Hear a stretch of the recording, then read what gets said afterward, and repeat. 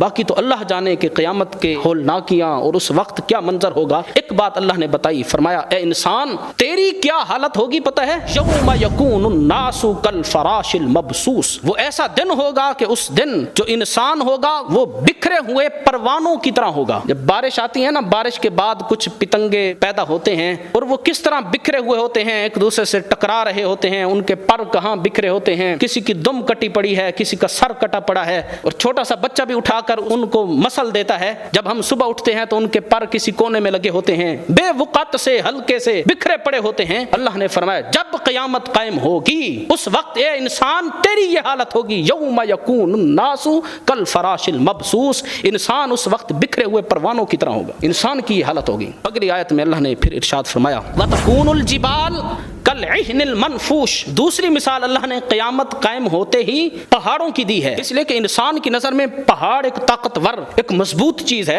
ہم نے کبھی مثال بھی دینی ہو تو ہم کہتے ہیں کہ فلاں بندہ تو چٹان جتنا سینہ رکھتا ہے، کسی کی مضبوطی کو ہم نے بیان کرنا ہو تو ہماری نظر میں ایک طاقتور چیز ہے۔ اللہ نے فرمایا وَتَكُونُ الْجِبَالُ كَالْعِهْنِ الْمَنْفُوشِ، اور پہاڑ دھنے ہوئے رنگین اون کی طرح، کپاس کی طرح ہو جائیں گے۔ کپاس کو دھنا جاتا ہے، جب سردیاں آتی ہیں عورتیں رضائیاں باہر نکالتی ہیں اور پھر ان کی روئی نکال کر کپاس نکال کر ایک دکان پر دی جاتی ہے، اور پچھلے زمانوں میں ان کو دھنا جاتا تھا، یعنی کپاس نکال کر ڈنڈے کے ساتھ اس کو مارا جاتا تاکہ ریشہ ریشہ الگ ہو جائے، اس کو کہتے ہیں کپاس دھننا۔ وہ ریشے کس طرح اڑ رہے ہوتے ہیں، ان کی کوئی وقت نہیں ہوتی، وہ ہلکے سے، اور وہ چاہے وہ دھننے والا اپنا سارا منہ لپیٹ بھی لے پھر بھی اس کی ناک میں اس کے منہ میں کوئی چلا ہی جاتا ہے، یعنی وہ جو بے وقت سے دھنے ہوئی کپاس ہوتی ہے اور اس کے ریشے ہوتے ہیں۔ اللہ نے پہاڑ کا نام لے کر فرمایا وَتَكُونُ الْجِبَالُ كَالْعِهْنِ الْمَنْفُوشِ، جب قیامت قائم ہوگی اس دن پہاڑ اس طرح ہو جائیں گے جس طرح دھنی ہوئی روئی ہوتی ہے، اس طرح بکھرے ہوئے پہاڑوں کے پتھر